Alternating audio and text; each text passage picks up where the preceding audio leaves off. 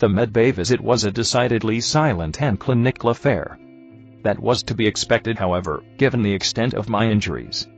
My restraints were cut off first, followed by a full-day suiting, and a head-to-toe scan that did little in the way of inspiring confidence given how the scanner seemed to meander at a snail's pace. How long is this going to take? With current configuration and presets, exactly 47 minutes and 15 seconds. The automated voice spoke. It was clearly synthesized and emotionless in its delivery. Perhaps programmed to do so, as a subtle means of delineating between true and run-of-the-mill I. Is this typical of a human checkup? Negative. Is it because of my alien physiology? Negative. Is it because Vert changed the presets? Affirmative. I forced out a hushed sigh as I simply allowed the machine to continue. Superficial wounds were tended to almost immediately. Strange white and gray salves were applied, promptly wrapped in bandages, and then held tight with an unknown adhesive. This was quickly followed by a correction of my dislocated wrist and shoulder, as a sharp piercing bolt of electricity shot through my entire arm, forcing me to cry out in pain, but to eventually sigh in relief, as I knew that meant no lasting nerve damage had been incurred. A few broken ribs and a hairline fracture was likewise detected, which required me to remain in bed for a few hours as the miracle machines continued to hum around me, performing whatever medical wonders the humans had on demand. South. The CT and MRI scans came up with nothing. At least as far as the latest edition of the Autodoc can figure out. Ver finally came forward after what was in effect hours of thorough medical work. I thought you were joking about those scans. No, I was not. The IE cut me off decisively. His tone had shifted drastically, a severity ran throughout it even, as it echoed through the empty medical bay. Your health and safety is of utmost importance to me, and that so-called joke set off more alarm bells in my head, and the sickly mess of a tumor in that freighter ever did. The disembodied voice continued, in a way that felt more genuine, more down-to-earth, and frank than even most of my interactions with my fellow Vanarans. There was a humanity in that voice that echoed throughout. I still hadn't gotten used to these interactions. The idea of talking to a being that wasn't bound to a body wasn't just otherworldly, it was downright bizarre.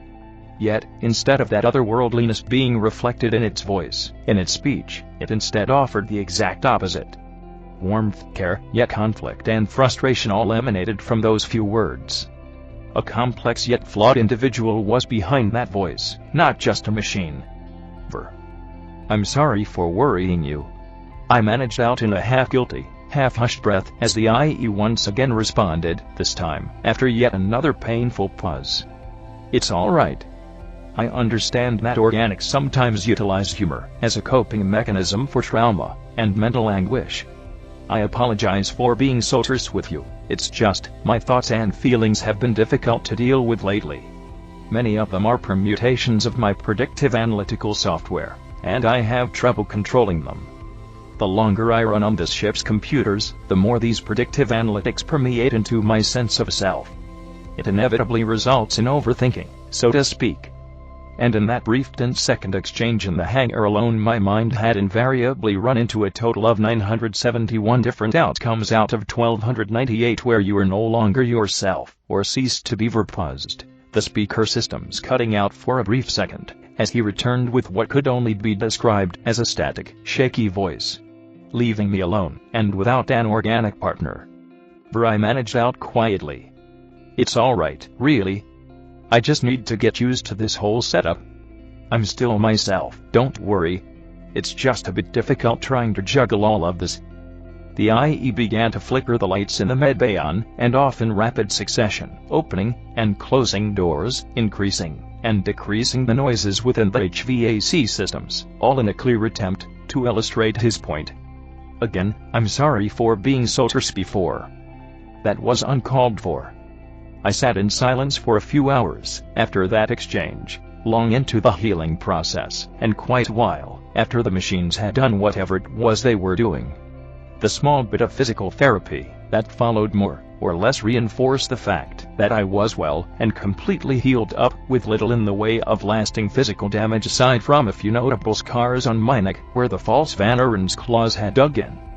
cosmetic treatment is available to fully remove any and all scars present. Would you like to proceed? The autodoc spoke simply, prompting me to simply shoo it away as I stood up and left the room. That won't be necessary. I quickly reaffirmed my decision. It didn't sit quite right with me to remove all signs of that encounter. I needed something from it, something to remember it by. Something to remind me where foolhardy decisions could lead. Bridge? One thing remained on my mind as I marched towards the bridge. A single throwaway line. That Ver had mentioned that now gnawed at me. The sickly mess of a tumor. The very mental image of that on a freighter no less sent shivers down my spine. It must have been meant in jest, or spoken, as some sort of a strange figure of speech, right? Upon entering the bridge it was clear Ver hadn't bothered with repairing his robot platform. The room was empty, and despite my understanding that there was indeed someone else present, indeed that there was always someone else present on the ship with me at any given time, it still didn't make things any easier. Ver perhaps picked up on this, as a holographic projection of his former robot body manifested itself before me, just adjacent to the tactical table that I parked myself at. "You feeling better, Ver?" I inquired, eliciting that same facsimile of a human expression that proudly displayed a simplified smile on his visor of a face. "Yes. Thank you for asking. Though in all honesty it should be me posing you that question." A cheeky smile formed on the edges of his visor, as I quickly took a seat at one of the many chairs around the table. "Right. Ver. I think it's time to finally wrap up what we know about the whole situation. Starting off with what exactly you meant by the sickly mess of a tumor within the freighter." Yes. South. I guess I'll go first then. As soon as you left on your little rescue mission, the IE began craning his head back at me as if to gauge my reaction at that jab, to which I could only shrug in response. I jumped just in time to engage the freighter. Upon scanning and detecting Vanaran life forms on board, I opted to disable the vessel instead of outright destroying it, given the fact that, well, I was worried what your reaction would be if I'd killed them outright. The reality of the situation had begun to truly sink in now. My brash order, my jumping to conclusions, did it cost the lives of even more Vanarans? Were they the same mind-controlled mess that was that female Vanaran, or were they normal? They couldn't have been, though, given the fact that the female Vanaran explicitly stated I was the only, untouched one, for whatever that was worth. "Lysera." Ver snapped me out of my reverie as I simply nodded in understanding. "I'm fine. Continue." "All right. South. In addition to that, I detected 2 distinct interloper life forms on board. That was what I figured out within the first few scans. Now, as I continued to dig deeper, I began noticing something peculiar. The whole middle part of the ship, where the cargo hold's supposed to go. All 525,000 cubic meters of it. It wasn't there. The basic shape was there, sure, but it was filled in by this organic mass here. It'll be easier if I show you." The table in front of us shifted to a deep blue hue, as a holographic projection of the recently destroyed freighter was pulled up. Cross-sections of it soon followed, and my eyes grew wide at what I saw. Ver was right. The entire volume of the ship's free and open spaces traditionally meant for cargo was simply filled up by this organic mess. It was a solid, cohesive mass, as well, but one that didn't translate well onto scans. If only I had a giant medical scanner, I could have dug deep into that thing. But traditional ship scanners were specifically designed to map out metal, composites, exotic materials even, but not flesh. So yep, that's what I found. Oh. And another thing. I did detect a latent background radio signature emanating from the ship. Now, the weird thing is that when I shut off its engines, I purposefully tore off its radio array, as well, knocking out any chance it had to access subspace or local comms, let alone broadcast anything.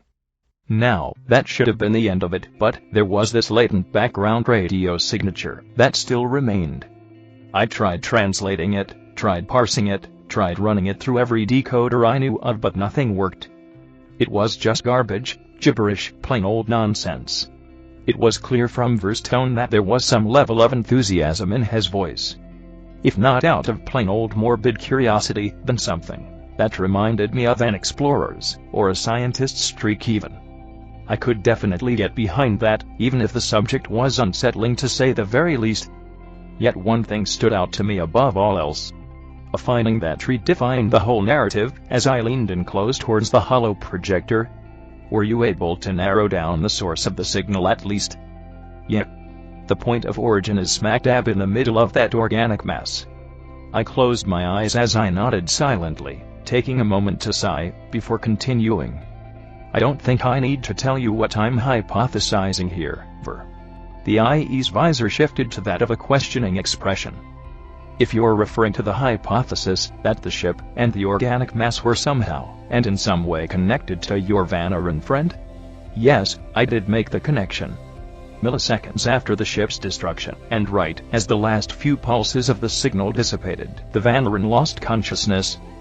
However, I don't think I need to remind you of all people that correlation does not always equal causation. And even though the evidence we have so far is compelling, it's anecdotal, and without any hard data, I can neither confirm nor deny this hypothesis just yet. I felt like I was back in the Academy's science wing, or perhaps even standing before the Council of Elders, as a thesis defense again. Then I think it's time you heard my end of the story. The IE nodded, its visor now displayed a more intent, thoughtful expression, as I began retelling my version of the events. We went back and forth for a good chunk of an hour, cross-referencing the video logs with my accounts. Ver would pause every so often to check up with me, once again, as if to gauge my mental fortitude given how I was quite literally recounting the rather traumatic encounter that had occurred just hours ago. We were actually running well into the evening now, but that didn't stop us, not that it would have bothered Ver in the slightest. So, this leads me to my major point. The exchange we had in the cockpit during our transit back to the ship. I spoke as the shuttle's security recordings continued. Isn't that obvious, Untouched One? I'm a Vanaran. There. Untouched One. Keep listening, you'll see it elaborate on this.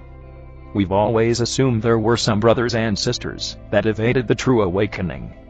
We've always assumed that the humans must have had some part in meddling in our affairs.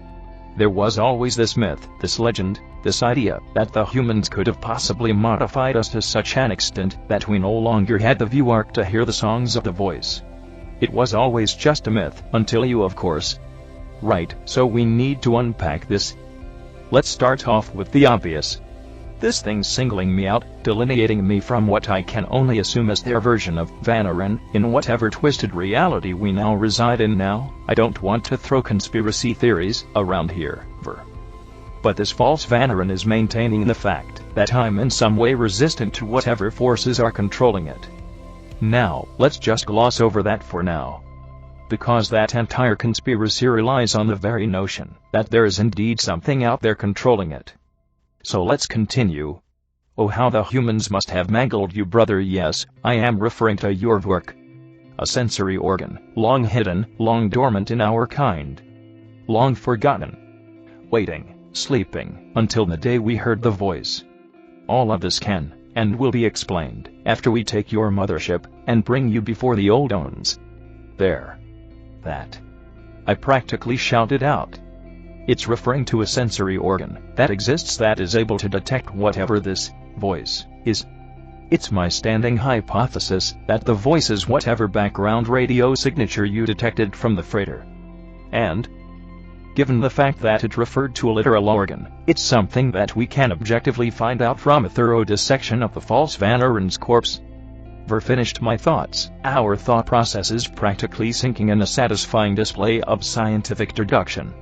I couldn't describe it, but I felt an overwhelming sense of camaraderie blanket the both of us as we stared into each other's eyes, even nodding in sync as I confidently replied. Precisely. All right then, I'm transferring the body out of storage and into the lab. We have a lab? About that. The ship's configuration is strangely versatile. This certainly isn't your run-of-the-mill cargo runner. I'm genuinely starting to form my own conspiracies as to why the ship was even docked to your asteroid in the first place, given how it should have just been another run-of-the-mill cargo runner. But, again, that's a mystery for another day. Right now I'll run some scans on the Vanaran, maybe dissect it. Ver paused, his overexcitable streak of euphoric monologuing stopping in its tracks at that latter statement. His expression shifted to that of concern once more, as he resumed, lowering his tone somewhat. That is, if you'll be okay with that? I nodded once in response. There wasn't anything else that needed to be said about my feelings on that thing, but, given how Ver was still conflicted on the matter, I decided to air it out anyways. Ver, just so you know, the way I see it right now, that thing, that beast that calls itself a Vanaran, is anything but. The fact that it even acknowledges that it's distinct from what I am, that's reason enough to assume it's not Vanaran. This mystery organ on its own will prove just that. And if it doesn't, if we go through with this and we find out it isn't any different from you? Ver retorted uneasily, which prompted yet another layer of anxiety to be added atop of the entire mess. One that felt like a punch to the gut, but one that I had to ignore for now. Nothing was for certain until the results came out. Then we'll at least lay to rest one mystery in this whole affair, I stated firmly. The next few hours were a decidedly stressful affair. I'd spent the better half of it slowly snacking on a dinner that was carefully put together by whatever onboard analog there was to a chef, but I barely managed to register the taste or flavor given what was slowly unraveling in the background. I was gambling with my own moral character, for if the Vanaran proved to be normal, then that meant I would have sentenced a whole ship of fellow Vanarans to death. Flashes and images of my life, of my family, of a time long since past flashed before my eyes. Images of home, of a vibrant manicured lawn set in the middle of an open patio with sounds of children, and the elderly alike. A genteel villa fit for a family of my station, but nothing more, and nothing less. My elders who glared at me as I walked past, and my own parents who could only avert their gaze as I left with my head held high. As I left wearing not the ceremonial gowns of a noble, but the well-kept and sharp uniform of a military-sanctioned academic. It was my last memory of them for elders know how long, and it all came to a head as I turned around to face my family patriarch glaring at me with intent. Lysara. Lysara. Wake up. I have the results. The elderly voice quickly was suddenly interrupted by that youthful, androgynous, synthesized voice belonging to Ver. I composed myself, straightening my jumpsuit, as I grabbed the datapad to review what data there was to dissect. I'll give you the cliff notes. I found the organ in question, and cross-checked its anomalous properties. It seems more sensitive to those anomalous radio signatures, and even my own sensors, but I'm still working on the specifics of that. Look, it's located right on the base of the brainstem. Ver highlighted the scan, juxtaposing it to my own. Comparing it to your scans, it's clear you don't have it. However, what? According to some of the older Vanaran medical texts I scrounged up from the ship's encyclopedic records, you're supposed to have it.